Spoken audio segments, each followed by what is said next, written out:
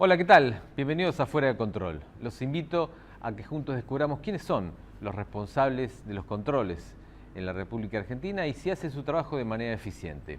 Hoy vamos a hablar de un tema complejo que tiene que ver con la nominación de Roberto Carles para la Corte Suprema para reemplazar, en todo caso, la vacante que dejara Eugenio Zaffaroni. Tiene que ver con los controles porque es necesario ahondar en el currículum, en la capacidad y en si cuenta obviamente con las condiciones necesarias como para desempeñar ese rol tan importante en el máximo tribunal. Por eso vamos a desarrollar esa nominación de Roberto Carles aquí en este Fuera de Control de hoy, que también tiene como uno de sus pilares a este noticiero.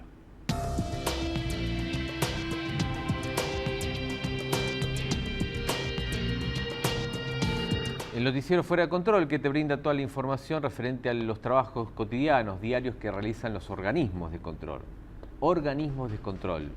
Acordate de ese término, de esa etiqueta, porque es muy importante. Si vos querés terminar con la corrupción, tener más transparencia, organismos de control. Control, fortaleza, legalidad, normas, estructura, recursos.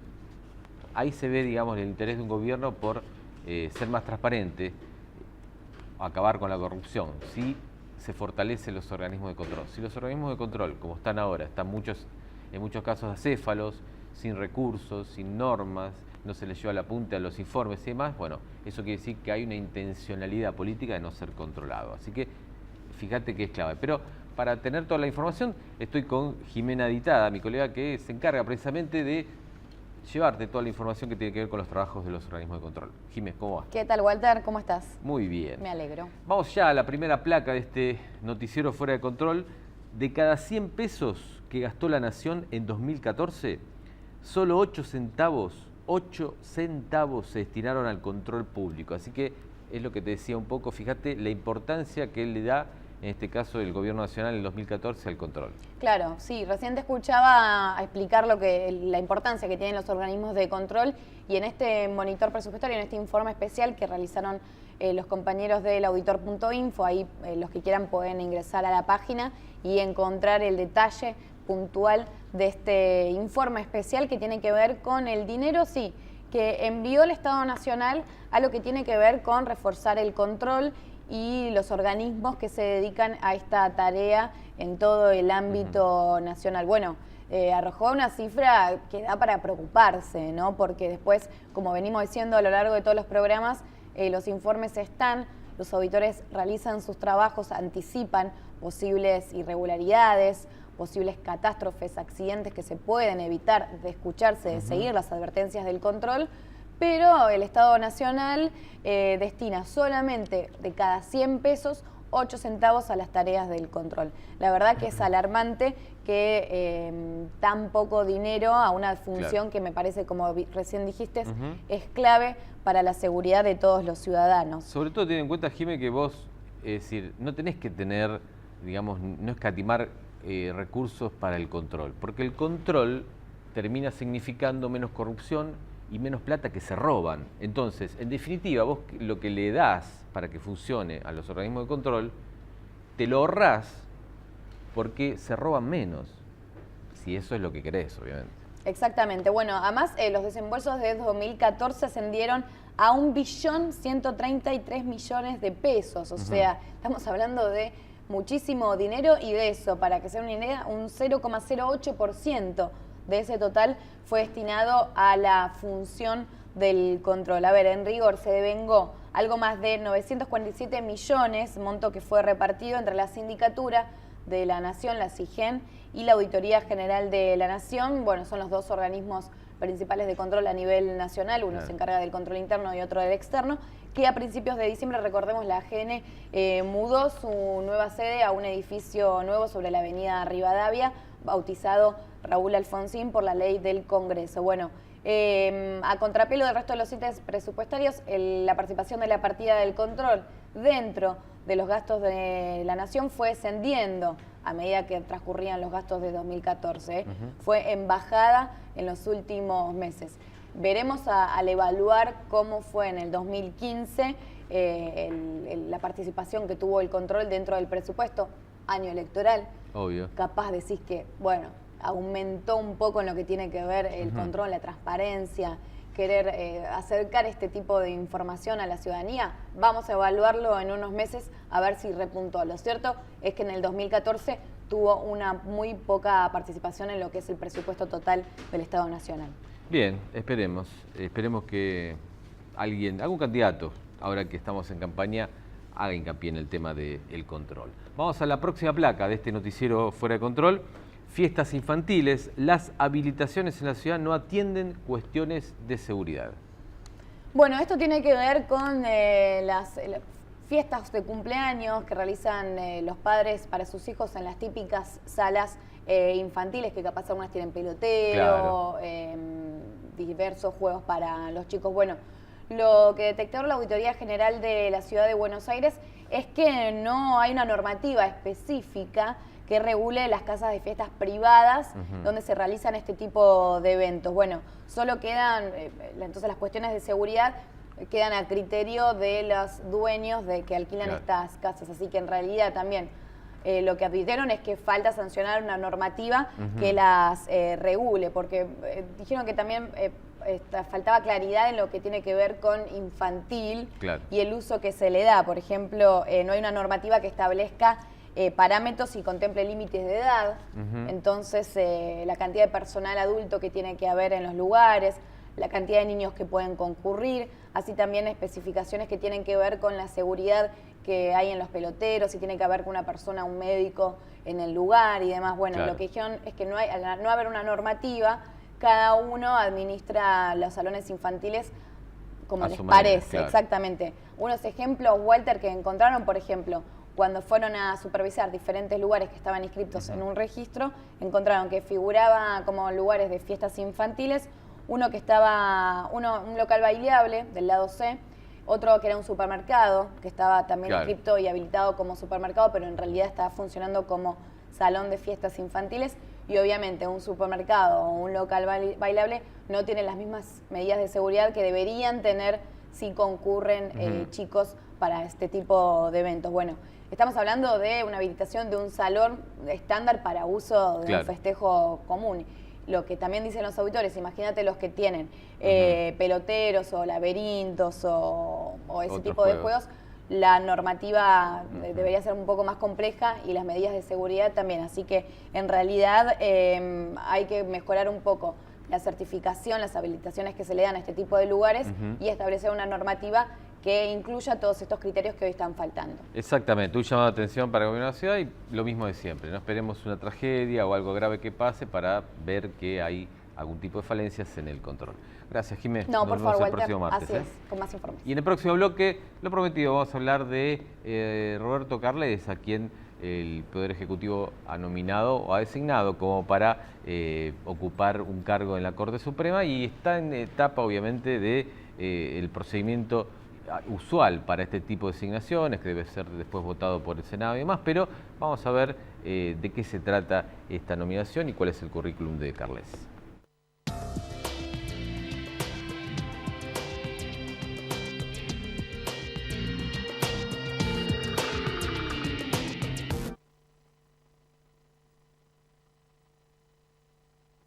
Cambiate a Ospose Integral. Gana tu salud, ganas vos. Ospose Integral. Compromiso médico. El Centro Médico Montserrat, por sus servicios médicos de excelencia en diferentes especialidades, obtuvo la distinción del ITAES, el instituto que acredita garantía de calidad médica. Centro Médico Montserrat, un nivel superior en salud. ¿Sabías que existen un montón de aplicaciones móviles gratuitas y muy útiles para tu vida? ¿Cómo llego? Te dice la mejor forma de moverte en la ciudad. Vea Móvil te ayuda con el tránsito. Y Agenda Cultural te cuenta todos los eventos que podés disfrutar. Descargalas gratis. Innovar es encontrar soluciones distintas a problemas comunes. Traigamos el futuro. La corrupción mata, empobrece, denigra, intoxica, desampara, excluye, contamina y nos afecta a todos. Los argentinos, para volver a creer en la política, necesitamos gobiernos transparentes. Para ello, es imperioso contar con organismos de control con los instrumentos adecuados y el fundamental respeto de las autoridades. Desde APOC trabajamos todos los días del año para un país justo e igualitario. San Isidro desarrolló el sistema de seguridad más amplio y moderno del país.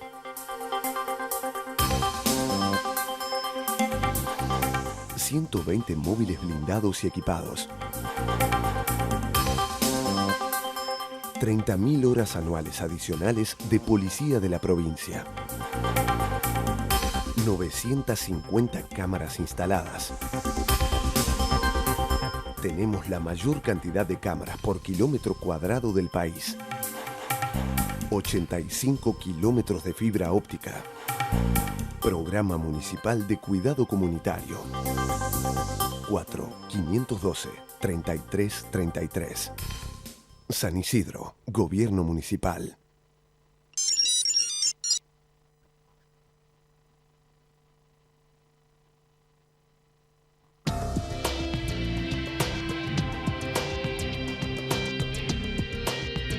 Continuamos con más Fuera de Control y vamos a hablar de lo prometido, la nominación de Roberto Carles por parte del Poder Ejecutivo para convertirse en un nuevo miembro de la Corte Suprema. Ya ha pasado el proceso que tiene que ver con las audiencias públicas, donde ha habido particulares, ONGs, distintos representantes de organizaciones a favor, pronunciándose obviamente a favor y en contra de la nominación. Lo que llama al principio primeramente la atención es la juventud de Carles, el primera luz roja.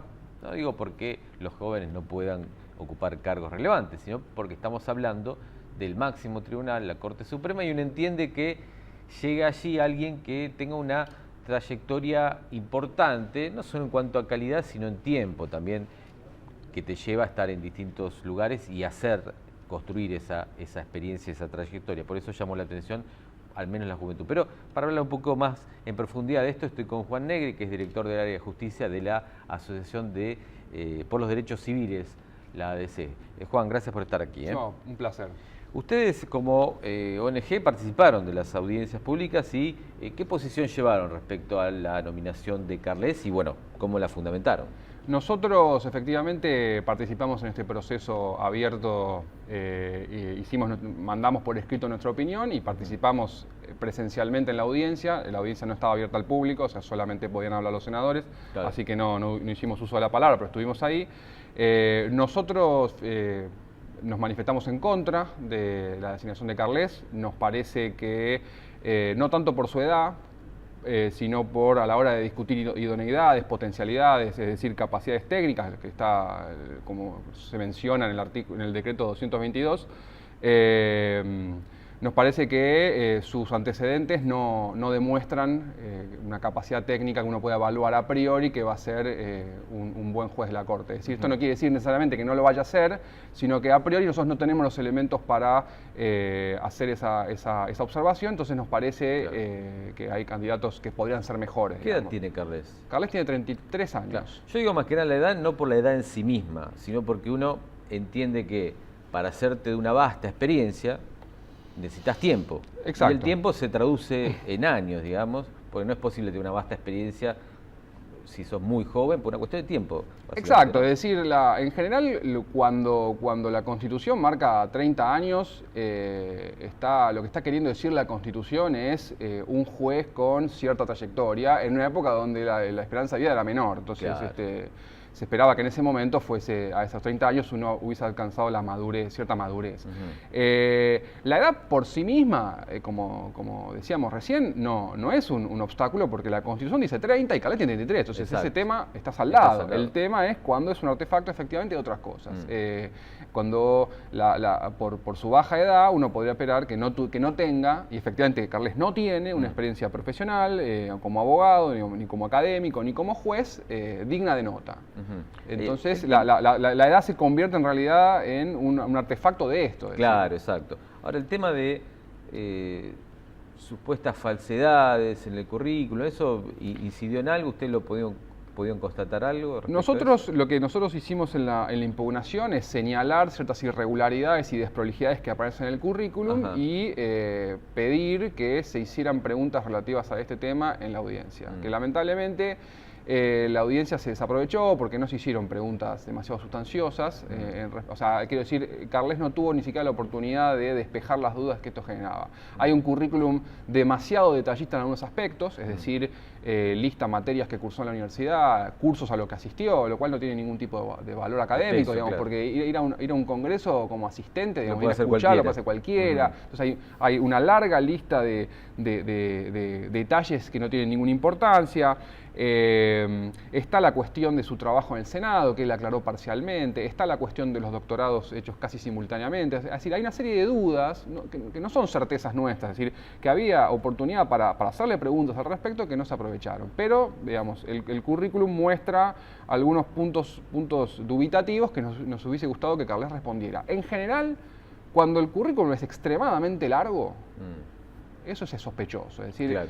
Parece que está inflado artificialmente. Y en este caso, si uno empieza a desbrozar, uno empieza a sacar la cosa que es irrelevante, no hay mucho. No hay mucho. Ahora, ¿hay algún otro, digamos, porque esto, la audiencia las audiencias no son vinculantes, con lo cual, digamos, es una exposición válida de los distintos sectores a favor y en contra, pero que en definitiva sirve de muy poco. Claro. Me refiero a que esto es una cuestión netamente política, como decimos los periodistas, de rosca política. ¿Cuántos votos tenés vos? ¿Cuántos yo? ¿A quién puedo bajar? ¿A quién puedo ausentar? Para que no... Bueno, eso simplemente. Entonces, a partir de los 30 años, digo, cualquiera puede ser miembro de la Corte si vos tenés los votos. ¿Hay algún otro impedimento, digamos, legal que tenga que ver con Carles o no? Constitucional no.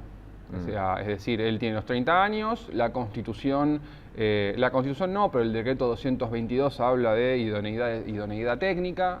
La cuestión de la idoneidad técnica siempre es polémica. O sea, nosotros hacemos en nuestra impugnación un ejercicio que es compararlo con los estándares que se utilizan para ser juez de casación, y Carles obtiene una calificación baja, pero es discutible. Es decir, obviamente es discutible porque esta es otra instancia.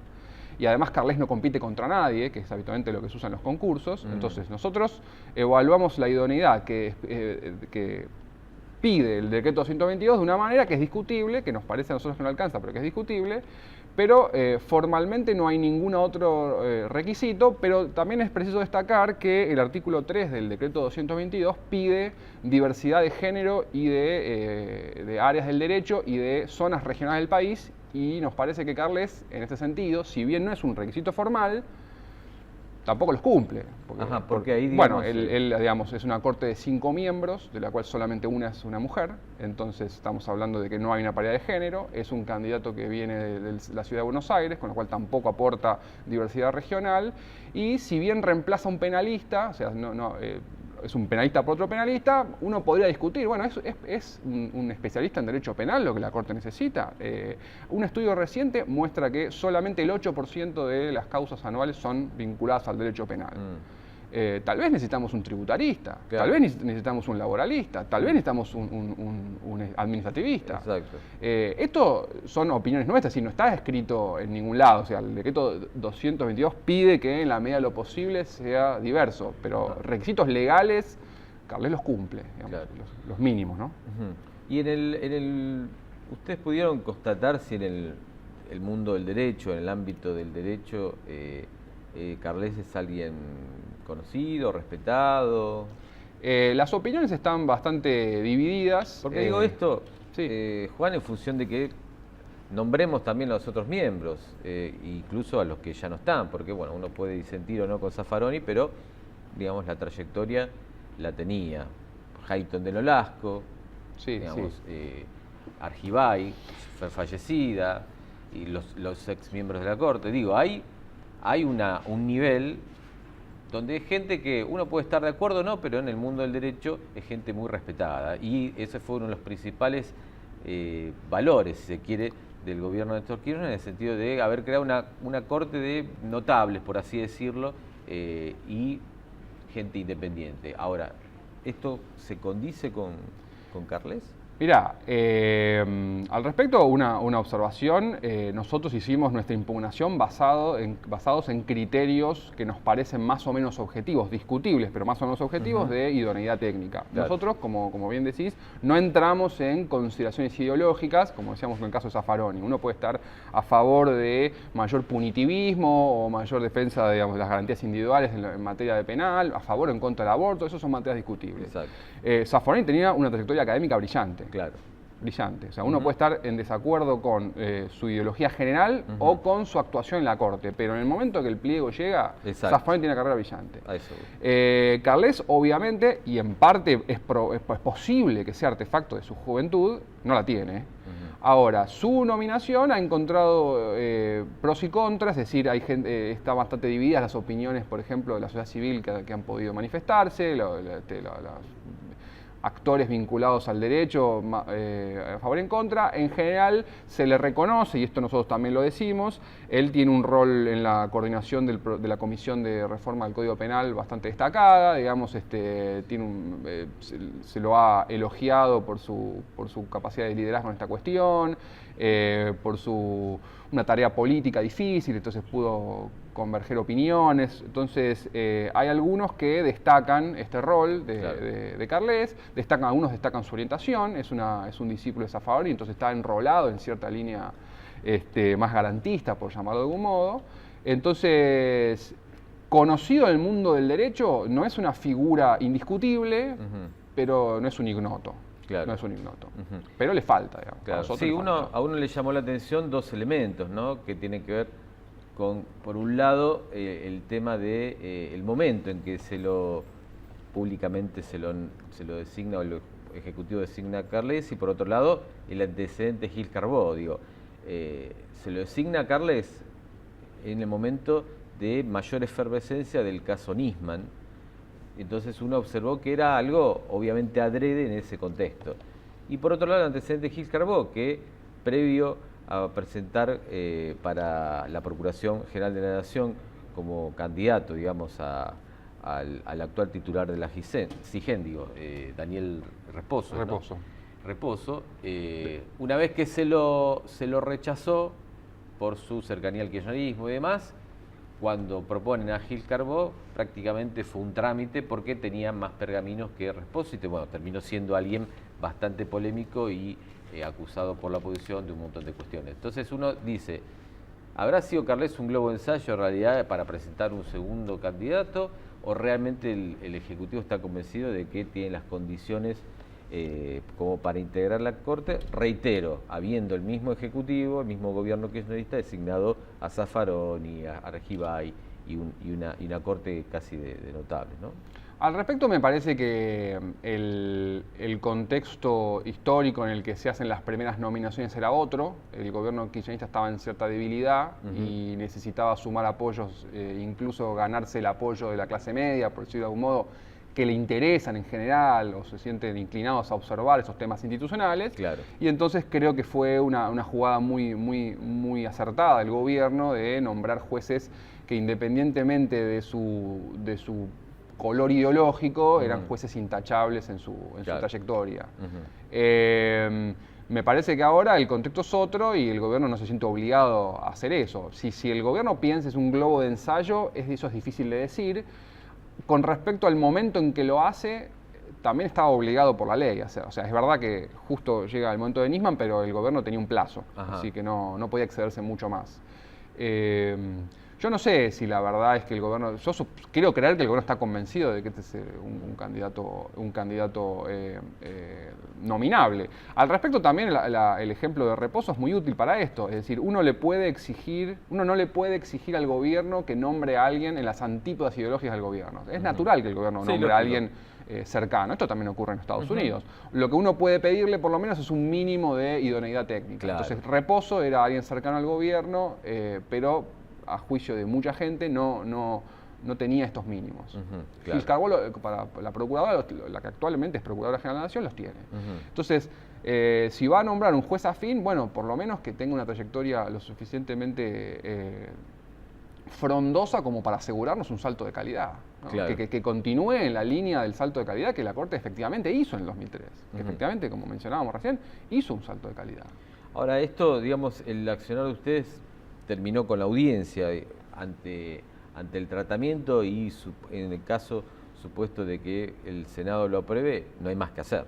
No hay más que hacer y es un proceso constitucional. Es decir, el nombramiento de un juez de la Corte es una atribución del presidente y del Senado. O sea, uno puede estar en contra o a favor, pero se cumplen ciertas reglas y si se cumplen esas reglas, uno las tiene que aceptar porque estas son las reglas de juego precisamente del juego democrático. Nunca vamos a estar todos de acuerdo, ¿no? Claro. Entonces, el Ejecutivo nombró un candidato que suponemos que le parece el mejor. Hubo una audiencia que a nosotros nos pareció que no aprovechó la oportunidad para aclarar todas las dudas vinculadas al currículum, por ejemplo, pero la audiencia se hizo. El kirchnerismo, el oficialismo tiene los votos en la comisión como para enviar el pliego al Senado y ahora se verá, es la hora de contar. Si el oficialismo logra los votos necesarios, de los senadores presentes, los 2/3 de los presentes, Carles es juez de la Corte y es un proceso constitucional. Para bien o para mal, digo, después, y tal vez en el mejor de los casos, Carles es un juez extraordinario. Claro. El cuestionamiento es desde el inicio, como decías vos, de una cuestión de capacidad técnica o de trayectoria a nivel técnico, ¿no? Juan, gracias por estar aquí. Nos vamos a reencontrar un placer en otro momento. Bueno, muchas gracias. Y con ustedes también. Nos vamos a reencontrar el próximo martes, como siempre, tratando de que el control sea más protagonista de lo que es hoy, porque, como siempre te decimos, si hay más control, hay más transparencia. Y si hay más transparencia, hay menos corrupción. Gracias por estar allí. En 7 días nos reencontramos aquí por Canal Metro.